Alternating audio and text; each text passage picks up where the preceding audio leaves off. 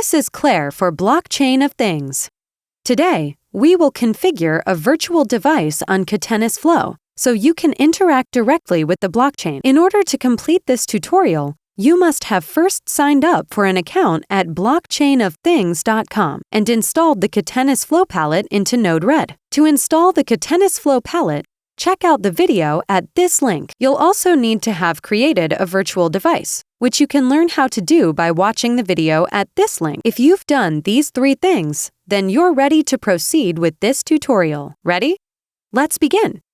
First, we'll need to get your virtual device ID and your API access secret. If you have enrolled into a free development account, log in to sandbox.catenis.io. Alternatively, if you have a production license, log in to catenis.io. Click on the Manage Virtual Devices button. Identify the device ID corresponding to the device you wish to use and click on the hyperlink on the device ID. Copy this ID for later. Click on the API Access Secret button. Your access secret will be displayed in the pop-up.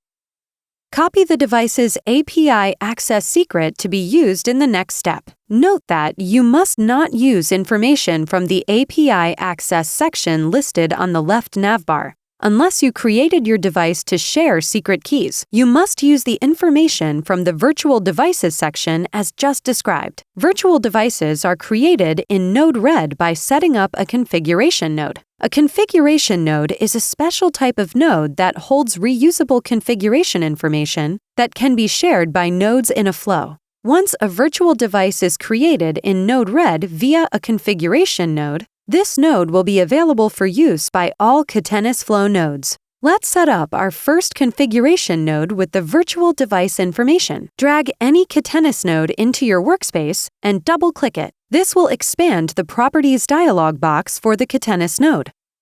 The slide-out dialog box contains all of the possible configurations for the specific node. To create a new device, click on the pencil button to add a new configuration node through the flow.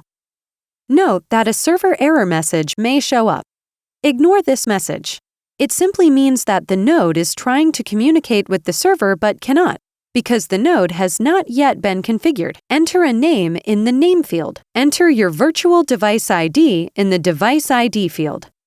Enter the API access secret in the API access secret field. Click the Add button. The populated slideout will show up again. Uncheck the Encrypt checkbox. Make sure that the Encrypt option is unchecked, as we need to see the transaction on the Bitcoin blockchain to ensure it is working correctly. For testing, let's also disable the Off-Chain Message option by unchecking this option so a Bitcoin transaction is immediately created, so we can later check for proper connectivity to the blockchain in a timelier fashion. Note that when building an application, you should always use off-chain messages. Standard messages incur higher fees, cost more Catenis credits, and create unneeded Bitcoin transactions. Now, click the Done button and click Deploy. Now, your virtual device is configured within Node-RED.